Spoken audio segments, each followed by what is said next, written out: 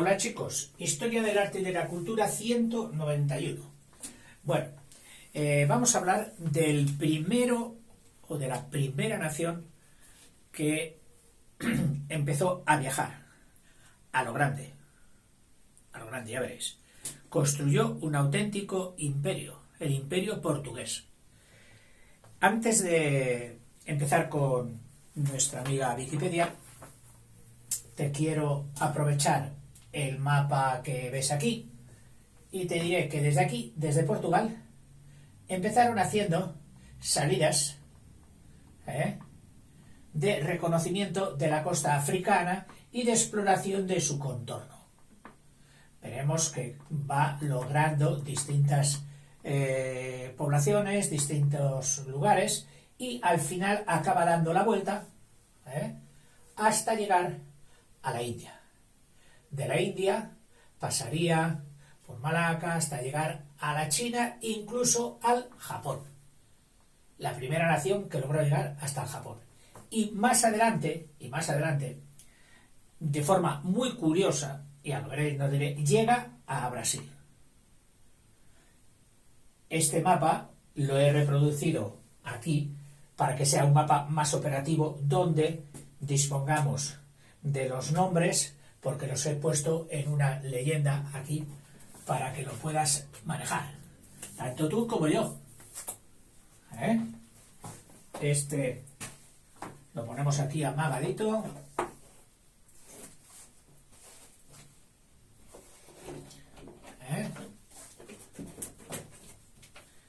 Y empezamos. Exploraciones portuguesas. Tiene casi desde su nacimiento, Portugal necesitaba expandirse. Había llegado al Atlántico, Castilla le estaba vigilando si entraba, digamos, en territorios hacia el este, y entonces ya se vio abocada al mar. Su vocación marina era casi genética, íbamos a poder decir. Desde el norte, con Oporto y tal, todo hasta el Cabo de San Vicente, toda Portugal es atlántico. Y su vocación era natural, al mar. Necesitaba expandirse, se había quedado encorsetada ahí, expandirse y abrir nuevas rutas al comercio y al intercambio, especialmente teniendo de frontera a un solo reino. Porque si llega a tener varios reinos, pues hace comercio alternando con uno o con otro, y no solo con uno, cuyas relaciones se reducen muchísimo. Dicho hecho influyó en el carácter mucho más organizado de las exploraciones portuguesas, mucho más organizado que las castellanas. Pero gracias también a una persona, a la labor de Enrique el Navegante, un hijo del rey, un infante, Enrique, que se tomó la navegación de forma muy seria. Primero, para poder navegar hay que saber dónde vas, y si no vas a encallar, y si no vas a encontrar caminos sin salida que te aboquen a la desventura. E hizo una escuela, reclutando a lo mejor del medievo de aquella época, o ya del Renacimiento. La hizo aquí, en la puntita, en el 3, en Sagres. Ahí, si entras en el Google, verás la ciudad que hay, preciosa, en la misma punta. Ahí hizo la escuela, dedicada a la cartografía, dedicada a la astronomía, que tenía, claro, mucho que ver, y cartografía, que ya sabes que es la elaboración de mapas. Y también hizo o formó una flota propia del Estado, es decir, una flota estatal, pagada, costeada y gobernada por el propio Estado. Cosa que Castilla no. Castilla lo dejó a las manos de la gente privada que quisiera navegar, que quisiera formar flotas o esto. Realmente la monarquía castellana andaba siempre a dos velas. Y no digo lo de dos velas por la navegación, sino para indicar la real pobreza en que existía. Cuando uno visita todavía los lugares preciosos, en Sevilla, en Córdoba, lo que hicieron los árabes, los califas, en uno y otro sitio, y en más sitios. La opulencia, la vistosidad, la riqueza, la fantasía de la arquitectura árabe. Y luego vino la parte cristiana. No destruyó nada, por supuesto. Era precioso aquello como para destruirlo. Pero añadieron algunas dependencias propias de ellas, algún alcázar, algunas dependencias, y las ves de un desvaído, de un pobre, que dices, bueno, pero estos reyes tenían para comer, siempre iban así, digo yo. Y ya veremos cuando estudiemos las exploraciones españolas que tuvieron que pedir la reina dinero prestado para comprar una carabela. Andaban así. En fin, cosas de la historia. Seguimos, que ahora estamos con Portugal. Es decir, Enrique el Navegante, que también se le llama así, el infante, no era rey, infante, hizo la escuela de Sagres, que fue fundamental, e hizo una flota estatal. La primera gran oleada de expediciones fue enviada por Portugal bajo el mandato de don Enrique y se internaron en pleno océano Atlántico, llegando a las islas de Madeira, aquí, llegando a las islas de Madeira, lógico, desde Portugal aquí a las islas de Madeira, nos dice a mí, en el 419. En el 419, es decir, muy prontito, inaugurado la centuria, en el 19 ya llegan a Madeira. Y posteriormente, en el 27, aquí en el 19, aquí en el 27, a las islas Azores. Madeira y Azores. En la leyenda también lo puedes ratificar. Quedando todas colonizadas en 1439, es decir, que ya establecieron colonia, establecieron población, etc.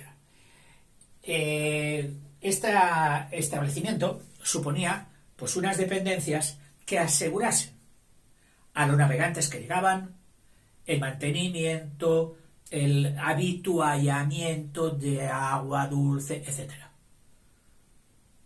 Y de alimento, para poder seguir su navegación. Esto es lo que pretendía. El proyecto de Enrique el Navegante consistía en explorar la costa occidental de África. Es decir, lo que quería Enrique el Navegante era explorar esta costa, la costa occidental, pero no solo la norte, sino también, si era posible, la del hemisferio sur. El Ecuador, que pasa aproximadamente por aquí. Por aquí estaría el trópico de Cáncer, el trópico de Capricornio, más abajo. Durante siglos, las únicas rutas comerciales entre África Occidental y el mundo mediterráneo, las únicas relaciones pasaban todas atravesando esta zona, la zona 6, la zona del desierto del Sáhara. Aparte de la dificultad que llevaba a atravesar un desierto, que nos la podemos imaginar, estaban las vías todas dominadas por la población del norte de África. Los bereberes primero y luego los árabes. Los árabes y también los bereberes que siguieron actuando ahí. Entonces, estos eran como enemigos naturales de Portugal. Portugal quería expansionarse, pero meterse por aquí era encontrarse con el árabe.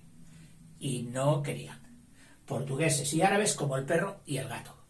Fíjate que en todo lo que vamos a estudiar, Portugal no se mete casi nunca, me parece que se metió una vez solo, por el Mediterráneo.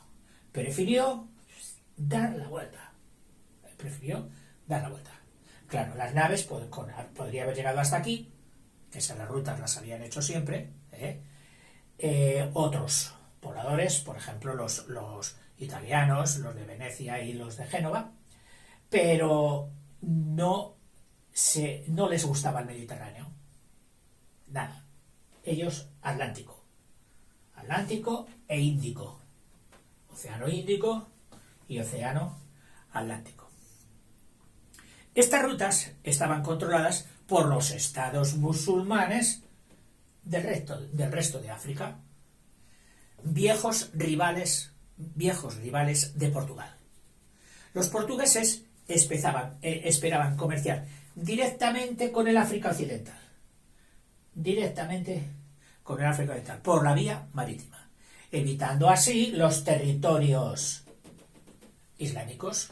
Comerciaremos por aquí, pero no por aquí. Los navegantes portugueses progresaron en su circunnavegación, es decir, circun es alrededor de él, es decir, hacían una navegación rodeando, circunnavegación de África. Iban lentamente, no fueron vamos a llegar hasta lo más mejor posible, no.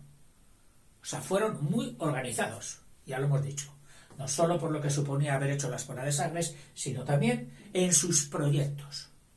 Poquito a poco, despacito y buena letra, pero con seguridad, consiguiendo cada año avanzar algo más hacia el sur. Las distintas expediciones por África habían constatado la riqueza del continente en forma de, o sobre todo por, la madera, vital en aquellas épocas. La madera siempre ha sido vital para todo, pero en aquellas épocas más, porque no contaban con las estructuras de hierro que vendrían posterior con la revolución industrial. Todo lo que había que hacer, los barcos, etcétera, todo eran de madera. Esclavos, que da sonrojo tener que decir que suponían una riqueza, pero la historia es así de cruda y no podemos evitar el decirlo. Para ellos, el poder comercial con esclavos desde aquí, desde esta zona, era un acicate. Caza, lo que suponía entrar en el continente y cazar, y pesca, puesto que el banco sahariano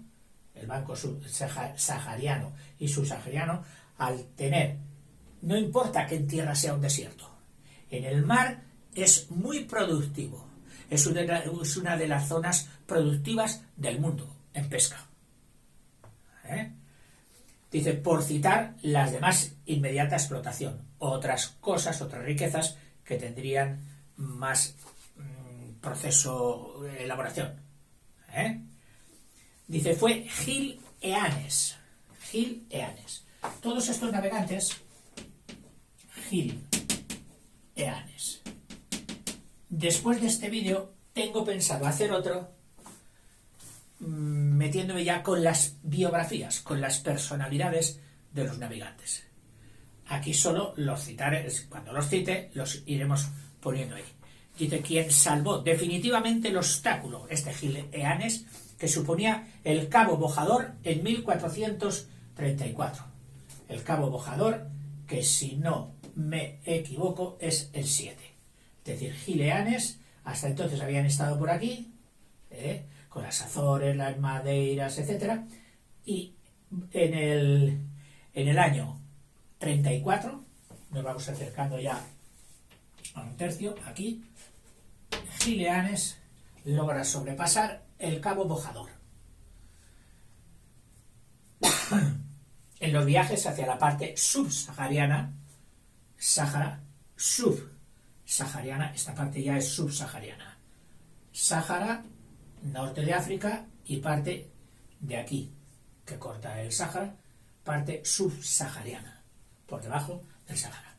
Tras la proeza hecha por Gil Eanes, se abría la posibilidad de traer recursos a Portugal, pero todos ellos requerían de colonias autosuficientes, poblaciones en la costa que se autosubastaran, que obtuviesen del mismo continente todas las vituallas que harían falta luego para poder navegar tranquilamente sin tener que volver a la metrópoli, sin tener que volver a Portugal.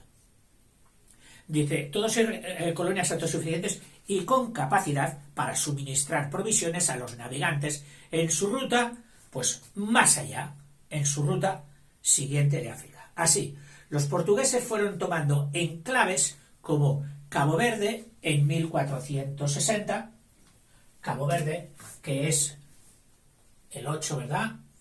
Sí, el 8, Cabo Verde, que no es un cabo, es un archipiélago. Cabo Verde. ¿Ves? De aquí de Bojador ya empiezan a bajar. Y entonces aquí ya hacen una reserva, una posta, podríamos haber llamado, si comparamos con tierra. Las postas eran esos establecimientos donde llegaban los caballos, se cambiaban los caballos de las diligencias, continuaban, etcétera, etcétera. Bueno, pues ellos también hacen una especie de postas. La primera aquí, de más abajo al sur del Cabo Bojador, la de Cabo Verde, que es un archipiélago. En 1460 van avanzando, poco a poco, 1460. El archipiélago de Cabo Verde. Santo Tomé, 10 años más tarde. Santo Tomé y Príncipe. Otra islita aquí, frente a la costa, que tendría más peligros, porque estaba poblada, lógicamente. Entonces ellos, que disponían de la ventaja de la navegación, con barcos ya más grandes, las carabelas y las naos, pues aquí se establecen. Que en principio era Santo Tomé, pero el rey tuvo un nieto, o un hijo, ahora no me hagáis caso, y al que cogió tanto cariño que dijo, bueno, pues esa conquista del 70, es decir, 10 años más tarde, del 70, que se llame, además de Santo Tomé y Príncipe. Y ese del Príncipe fue por su nieto o su hijo. Y Angola. Angola, que hoy es todo esto, pero en aquellos tiempos les interesaba a Angola, ¿qué? Pues la parte de la costa, para mantener la navegación. Angola. Que fue en 1478. Vamos avanzando, 78, casi en el 80, Angola. Aquí era Santo Tomé y Príncipe.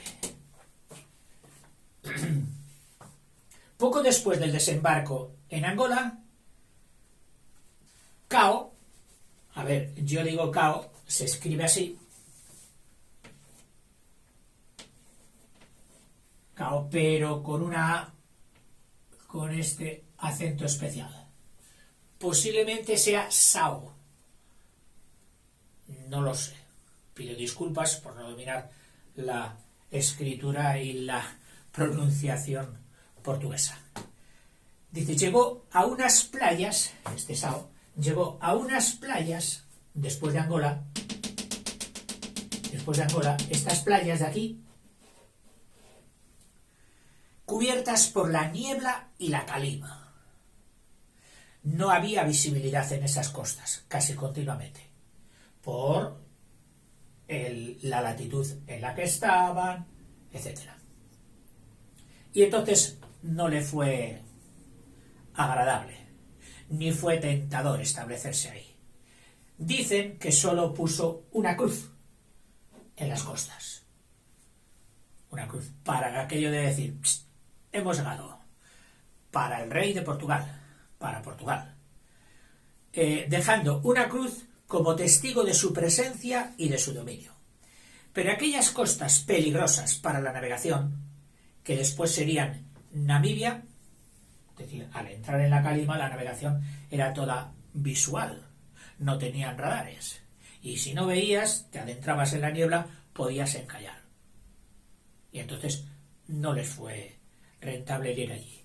dice, no presentaron ningún aliciente para los lusos. Ya sabes que lusos es otro adjetivo para los portugueses, haciendo alusión a cómo se llamó durante los romanos todo este país, Lusitania. Aunque la Lusitania era más ancha, tenía también parte en la Extremadura de España de hoy. Dice, esta cruz, dice, fue el único testimonio de su soberanía sobre tales tierras. Nada más. En el lapso de 2 décadas se había vencido la barrera del Sáhara, en el lapso desde Bojador, en dos décadas se había vencido el sur del Sáhara. Y dio comienzo el comercio de oro y esclavos en lo que hoy es Senegal. Es decir, una vez explorado, fueron al comercio, a lo rentable. Senegal, que creo que es aquí, en el 7, bueno, el 7 era Senegal el 12. Senegal el 12. Aquí, frente a las islas de Cabo Verde, Senegal. Y aquí era donde hicieron el primer comercio intensivo. El avance continuó mientras se construían fuertes en La Mina, que es una ciudad que se llama El Mina. 13. La Mina. Iban estableciendo fuertes. Ya casi no poblaciones, sino un fuerte, una zona acastillada, capaz de aguantar los embates de la población indígena y mantenerles a ellos una seguridad de estabilidad. La mina que está aquí, en lo que es la actual Ghana, se llamó La Mina y hoy sigue con ese nombre, pero transformado en este otro, El Mina, que es una ciudad, la 13, en el territorio de Ghana. Y Santo Tomé y Príncipe, que le acabamos de decir, que era el 9. Hay también otra fortaleza. Esta posición de Santo Tomé y Príncipe, se convertía en la primera colonia productora de azúcar en las zonas próximas a la costa, de Gabón, de Guinea Ecuatorial y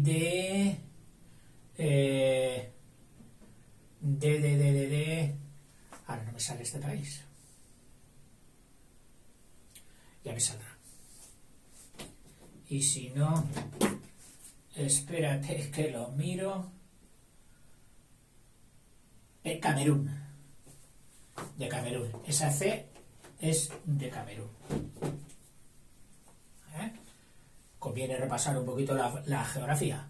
Gabón, Guinea Ecuatorial y Camerún. Y ahí estaba la colonia portuguesa, el fuerte portugués de Santo Tomé y Príncipe, y aquí el de La Mina. Y Senegal, donde se daba o donde se empezó a dar la mayoría del comercio, madera, esclavos, etcétera, aquí. Y en esta fue la primera que se logró producción de azúcar, muy solicitado en Europa. Un hito decisivo tuvo lugar en 1487, cuando otro navegante, Bartolomé Díaz,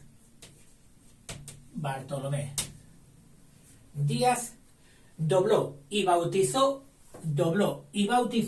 el 14, el Cabo de Buena Esperanza, que no es exactamente el cabo, este Cabo de Buena Esperanza que está enfrente de lo que es la ciudad del Cabo hoy, que de eso tomó su nombre, el Cabo de Buena Esperanza. Pero si te das cuenta, esa puntita del Cabo de Buena Esperanza está más al norte que otro punto, que era el Cabo de las Agujas, que no ha adquirido tanta fama como el Cabo de Buena Esperanza, que dobló, es decir, que logró superarlo. Y eso fue Bartolomé Díaz, hemos dicho, demostrando que era posible alcanzar el océano Índico, Atlántico, Índico. Bartolomé Díaz. el primero que demostró que era posible pasar de uno a otro. Una hazaña pues similar a la de Magallanes cuando logró llegar al Pacífico desde el Atlántico. Demostrando que... Pero el Índico, el Océano Índico, posee un régimen de corrientes propio. Es decir, las corrientes no eran ya las del Atlántico, sino unas corrientes que se desenvolvían propiamente en el Océano Índico. Y las corrientes, claro, era un factor muy importante para la navegación. Cuando te veías inducido por una corriente para ir en contra o ir a favor. Y los vientos también estarían mediatizados ya por las aguas del Océano Índico. Al ser el único tropical, el trópico estaba aquí, desde el trópico de Capricornio hasta el trópico de Cáncer, dejando en medio pues el Ecuador.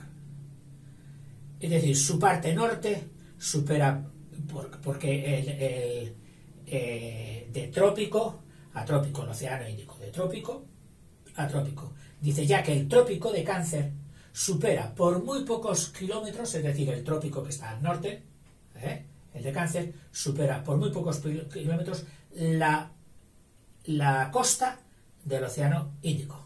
El trópico de Cáncer que pasa aproximadamente por aquí. Luego vendría el Ecuador y más abajo, más al sur, el trópico de Capricornio. Entonces era un mar entre trópicos, un mar tropical, de Cáncer, Capricornio y Ecuador. Y pese a ello, Mozambique, el 15, es avistado desde el mar, mira, tierra a la vista, avistado, de ahí viene avistado, es avistado por Vasco de Gama, que suena pues muchísimo, ya lo veremos. Vasco de Gama, en 1497, ya después del descubrimiento de América, que fue en 1492. Ahí podemos poner América. Y Vasco de Gama en el 97 avista Mozambique. Y tras él varias partes más de la costa oriental, y tras Mozambique, pues varias poblaciones ya y lugares de la costa oriental africana. Al año siguiente de cruzar entre Madagascar y África, al año siguiente, después de pasar entre Madagascar y África, se cumplió el tan anhelado arribo a las costas de la India. Es decir, había pasado solo un año desde que habían logrado pasar entre Madagascar y Mozambique, llegan a las costas de la India, que era lo que siempre habían querido. En concreto, a Calicut, que es el 17. A Calicut. Ahí llegan. Y también Goa. Calicut y Goa. Dos ciudades de la India, Calicut y Goa.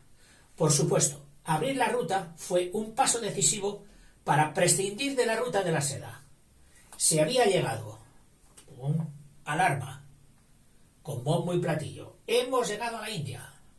Ya no es necesario venir por tierra con la ruta de la seda tan consagrada y tan transitada hasta entonces. Ya hay alternativa. Tenemos otra alternativa. Castilla se puso las pilas y dijo, ¿y yo por dónde llegaré?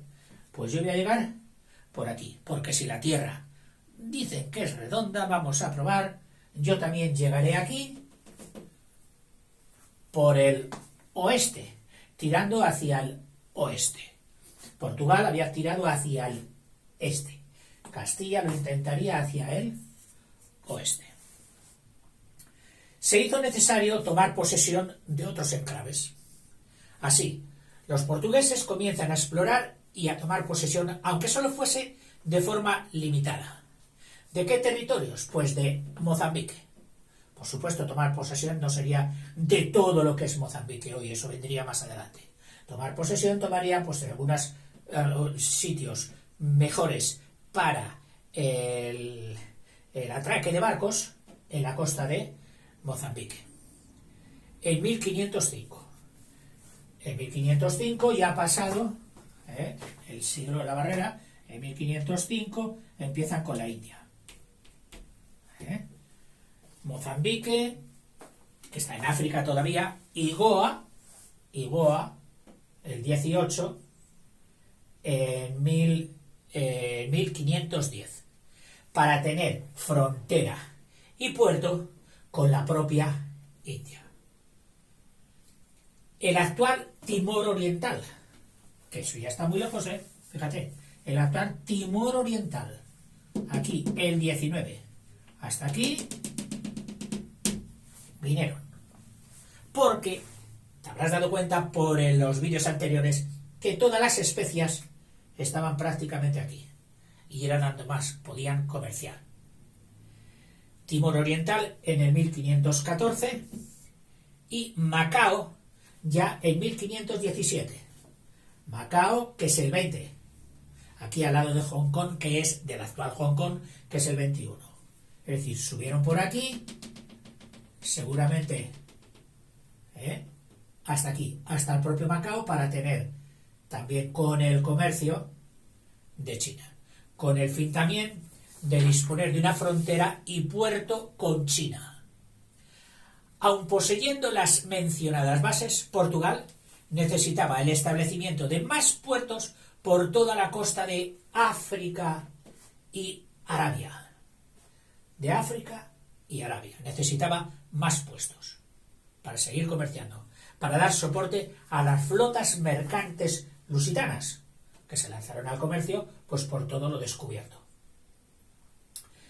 Que llevaron a esa nación a realizar grandes esfuerzos por conservarlo, hasta el punto de ser el último imperio occidental. Es decir, Portugal, a partir de establecer esto, dedicó grandes esfuerzos para conservarlo, lo cual también suponía una sangría en las arcas de la metrópoli, que claro, recibían mercaderías, pero también tenían que dotar de instalaciones adecuadas a todas las colonias, y se les iba por ahí también el presupuesto. Pues fue mucha carga para Portugal, y eso que estuvieron siglos. Es decir, pasaron otros imperios, como el mismísimo español, se puede decir, y todavía el último imperio fue el de Portugal, que llegó hasta prácticamente el siglo XX, con algunas colonias todavía.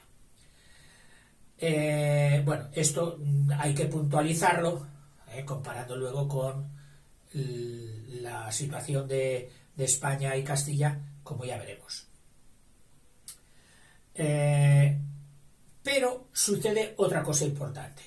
Mira, un año después de la gesta realizada por Vasco de Gama, de llegar hasta la India, etc., Portugal preparó la mayor expedición hasta la fecha con el fin de llegar al continente asiático. Vamos a preparar una gran expedición para llegar a Asia y establecernos con más presencia, porque es de ahí de donde estamos sacando las especias. El mando de tan gran iniciativa fue confiado a Pedro Álvarez Cabral. A Pedro Álvarez Cabral. Una expedición para llegar a Asia. ¿Pero qué pasa? Pues fíjate, si fue curioso. Extrañamente, las naves de Cabral partieron con alimentos y leña del todo insuficiente. ¿Pero dónde vas? Si necesitas un viaje muy largo, ¿cómo llevas tan poca leña y tan poco aprovisionamiento? Insuficiente para lograr circunnavegar a África. Pese a ello, la escuadra lusa partió, pero se desvió de su ruta. Al llegar por aquí, se desvía de su ruta, no sigue por la costa de África y conduce hacia el oeste. Pero sigue fondeando la tarde del 22 de abril de 1500, exactamente en 1500, en las costas de Brasil. Que claro, ellos no sabían, claro, hemos llegado a tierra por el oeste. Seguramente atarían cabos y dirían: Cristóbal Colón en el 92, hace 8 años, había llegado aquí, al Caribe. Y ellos llegan ahí. En un puerto o una ciudad de Brasil, que es la actual... Espera, porque aquí no lo pone, yo lo he apuntado. No, Porto Alegre, no, Puerto Seguro. En el 22, aquí, en Puerto Seguro. Llega aquí. Porto Seguro.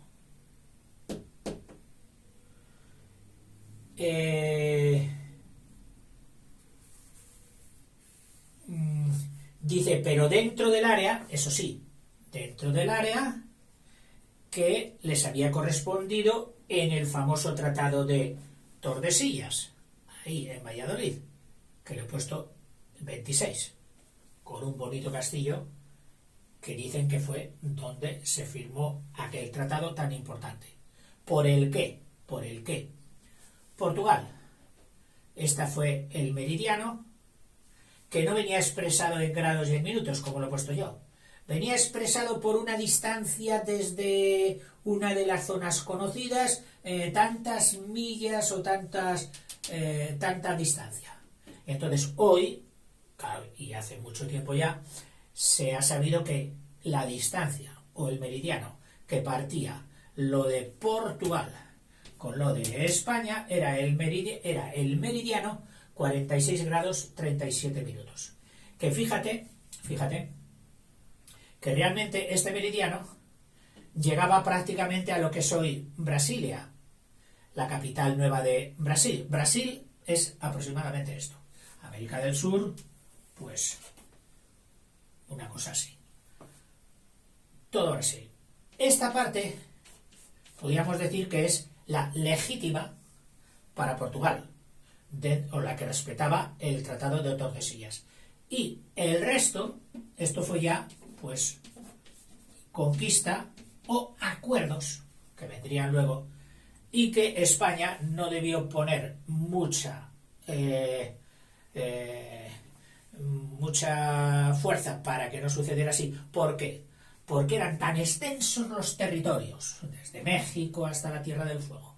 No, desde México no, desde Estados Unidos, cuyos territorios también correspondían a España por aquel entonces, pero no tenía gente suficiente. Es decir, lo que hicieron Portugal y España fue un exceso impresionante de ocupación, de conquista, llamémoslo como queramos.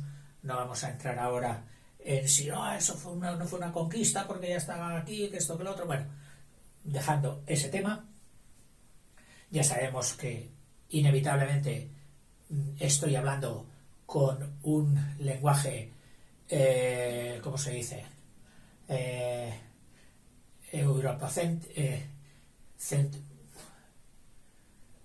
Una visión eurocéntrica, es decir, bajo la visión de Europa. No es la más justa, no, pero es la que se ha venido dando y es la que viene todavía expresado en los libros y en los apuntes, aunque de vez en cuando te dicen, ojo, No fue una conquista, que ya había gente, que esto, que lo otro. Sí, sí, lo sabemos ya. Vale, y estamos de acuerdo con ello. Dice, pero dentro del área reservada para Portugal, dentro del área reservada para Portugal, en el reciente firmado Tratado de Tordesillas. Debido a este presunto error de navegación, que en vez de ir donde decían que querían ir, se fueron para el oeste, Portugal dio por descubierto oficialmente la que después sería su colonia más rica e incluso capital del imperio portugués. Es decir, aquí estos apuntes le otorgan a Brasil la capitalidad, es decir, la zona de influencia humana y económica más importante de todo el imperio portugués. Atrajeron el descubrimiento de Brasil en el siglo XV, o sea, finales del siglo XV, y de sus grandes riquezas en el XVI, atrajeron la mayor parte de los esfuerzos coloniales rusos. Ya la vista se puso en Brasil y aquí descendió un poquito la actividad. Dice, no es que detuviera el interés por Asia, pero la nación ibérica, refiriéndose a Portugal, no contaba con suficiente población para profundizar en Asia y en África, en Asia, Asia y África, al mismo tiempo que seguir explorando y explotando las riquezas americanas. Es decir, era mucho cometido. África, Asia y ahora América. Resultaba prácticamente inviable. América ofrecía los ya citados diamantes. También contaba con nuevas especias, como la vainilla. Y en el siglo XVIII comenzaron, el siglo XVIII, 1700 y pico, ya estamos avanzando mucho, empezaron a extraer látex del caucho, la savia del caucho, para fabricar recipientes e impermeabilizar tejidos, la tela engomada, etc. Llegando por ese camino, pues hasta los neumáticos, de reciente podemos decirlo de alguna forma muy relativa, pero bueno, reciente fabricación para los automóviles. Explotar todos estos materiales que provenían del Brasil, demandaba gran atención de Lisboa, la cual no contaba con recursos, ni materiales, ni humanos, ni gente, para conservar sus posesiones en Asia, y llegó incluso a perder algunas plazas en Asia a manos de franceses, holandeses o neerlandeses, que para nuestro entendimiento lo vamos a considerar lo mismo, neerlandeses que holandeses, y británicos. Caso de perdieron, por ejemplo, Ormuz, aquí, en el paso al Golfo Pérsico, que había sido una colonia portuguesa. En el resto de las posesiones africanas solo se ocupó la costa, pues en determinados enclaves de la costa, y el esfuerzo y la gente se lo llevó Brasil.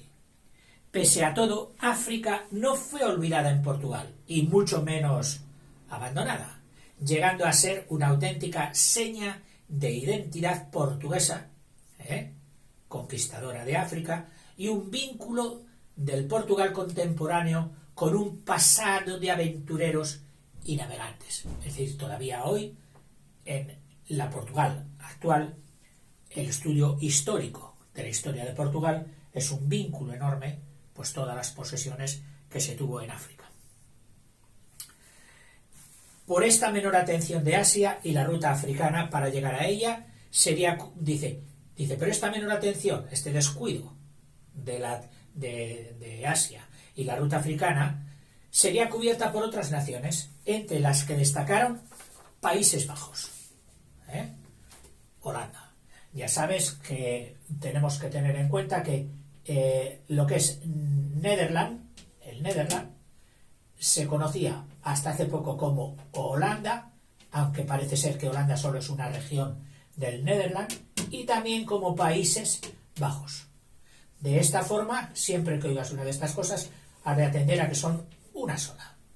Bueno, pues destacó el gran comercio que se hizo en el Mar del Norte fue iniciado con las plazas en las que Portugal iba relajándose.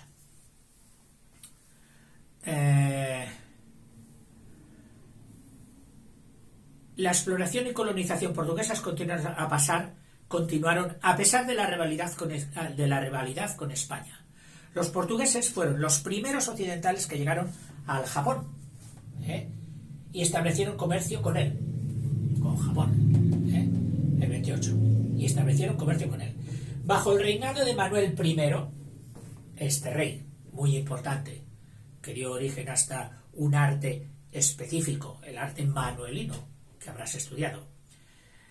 Un rey que reinó desde el 95, reinó desde el 495 hasta el 521. Este periodo, el periodo de Manuel I. La corona Manuel I, que había hecho una política de matrimonios muy rentables, pensando en la expansión y en el poder. Se casó con dos hijas de los reyes católicos, primero con Isabel, que era la mayor de los reyes católicos, la hija mayor, y luego con María. Y cuando murieron ambas, Isabel ya había sido viuda de su hermano Alfonso. Y al morirse el infante Alfonso, entonces él se casó con su viuda, con Isabel, hija de los reyes católicos. Muere Isabel y se casa con María, hija también de los reyes católicos.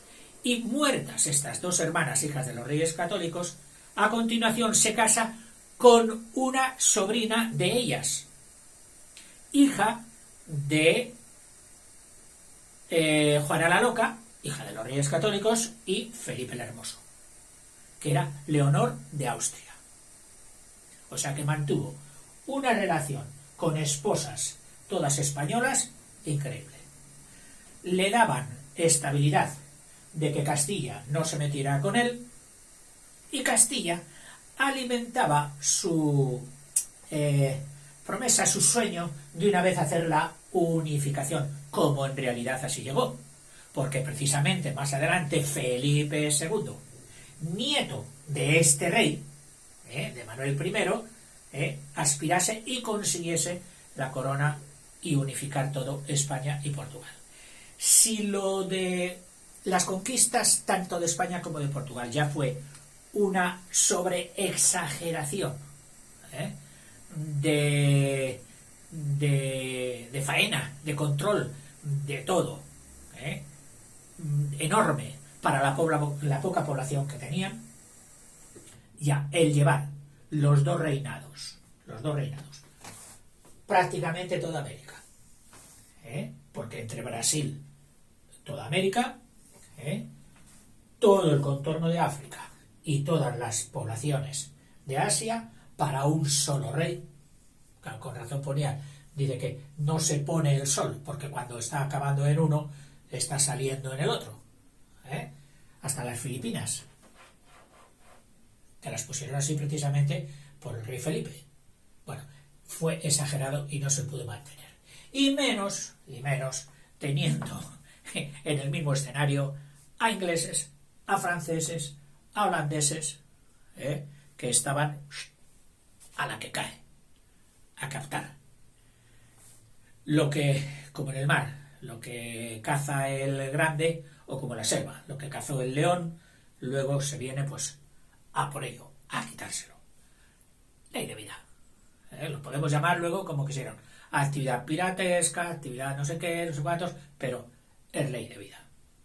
Ninguno podía lograr mantener el mundo bajo su dirección. El tiempo, dice Portugal,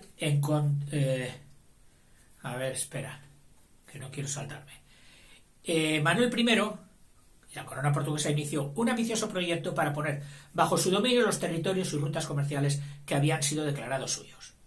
El plan consistía en construir una serie de fuertes, o sea, ya no colonias con poblaciones y no, solo unos fuertes que permitirían a Portugal controlar las principales rutas comerciales hacia Oriente. De esta forma se establecieron fuertes y colonias en la Costa de Oro, que te la he puesto aquí, todo esto en la Costa de Oro, Centro Ghana, el 29, todo esto en la Costa de Oro africana, Luanda, que hoy es la capital de Mozambique, de Angola, Luanda, capital de Angola, también fuertes en Mozambique, como Zanzíbar, bueno, Mozambique no, pasando luego a la nación siguiente de hoy, que es Tanzania, ahí Zanzíbar, que es el 31, ¿verdad? Sí, el 31, o sea, Plaza Fuerte también en Zanzíbar. Mombasa, que es el siguiente, que está ya en Kenia, Zanzíbar en Tanzania y Mombasa en Kenia. A ver, que no quiero meter la pata. Si es Kenia, sí, porque Etiopía no tiene mar. El pueblo siguiente, la nación siguiente, ya no era esa. O sea que es Zanzíbar y Mombasa.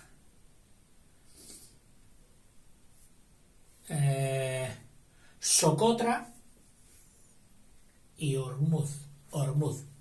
A ver, Socotra, que ahora me imagino... Ah, sí, creo que es la 33, sí, efectivamente. Que es una isla. Una isla aquí en la entrada o la salida, como quieras, del Golfo Pérsico. Aquí pusieron otro fuerte en Socotra. La isla Socotra. Hormuz, que estaba aquí en el 27, Hormuz. Calcuta en el 34, aquí en el Golfo de Bengala. Calcuta, hay también otro fuerte portugués. Calcuta, Goa,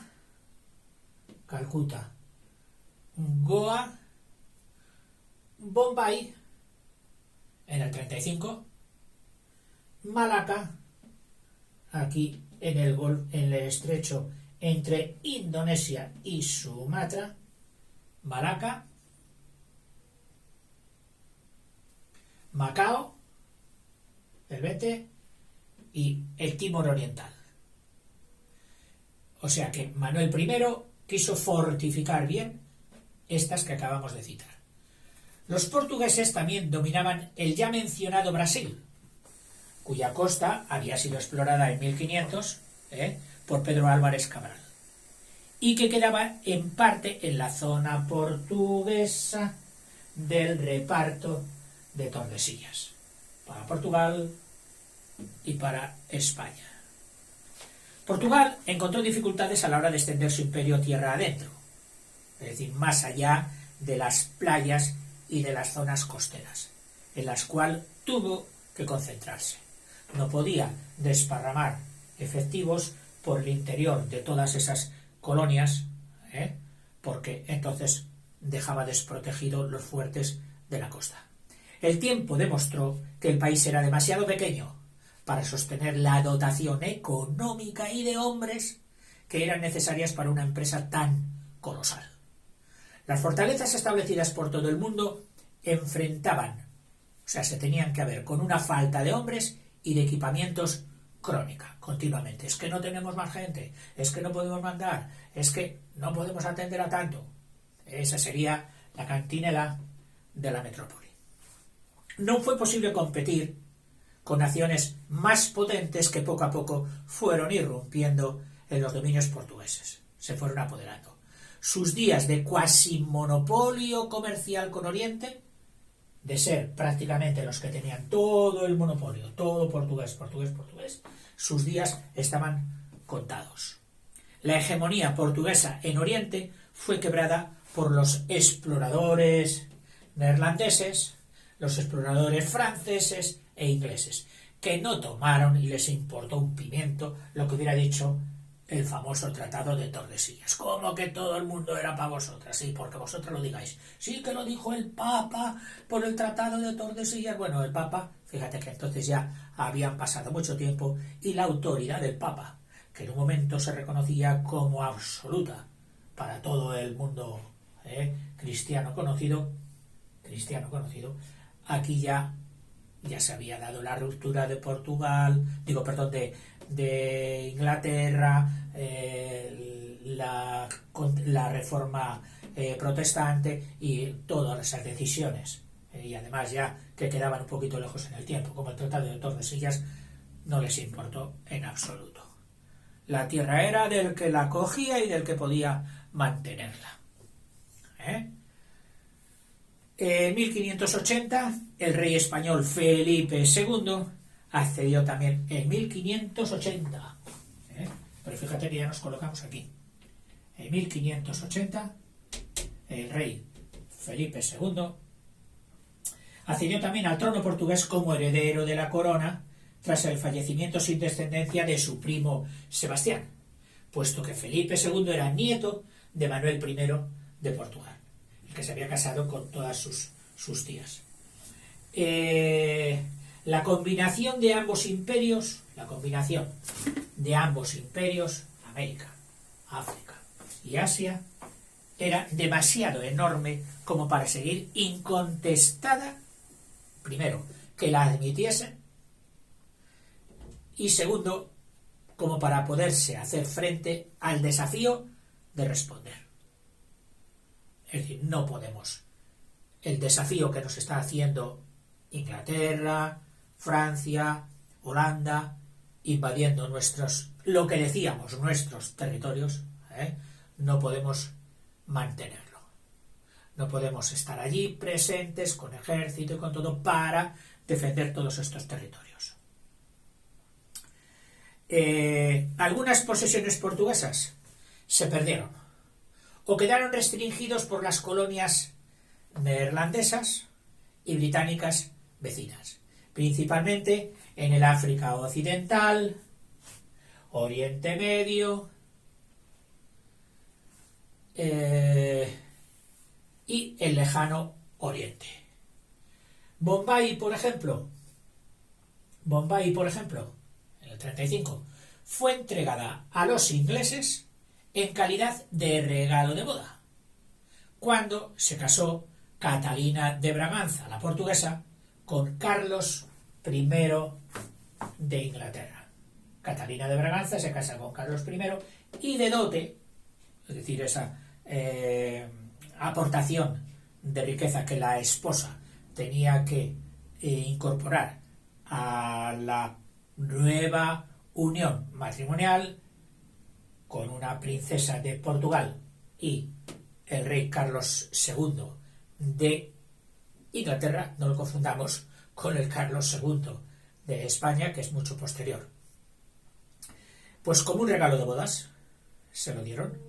Las colonias en las que la presencia de los portugueses fue real, que fueron Macao, Timor Oriental y Goa, Angola, Mozambique y Brasil, siguieron en manos portuguesas. Los holandeses,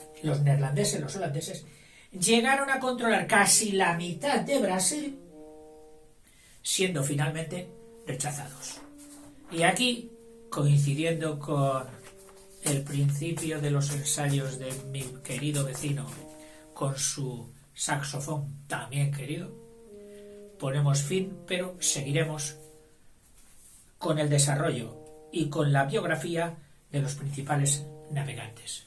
Y de paso, pues daremos una nueva vuelta de rosca a todo el imperio portugués. Hasta luego, chicos.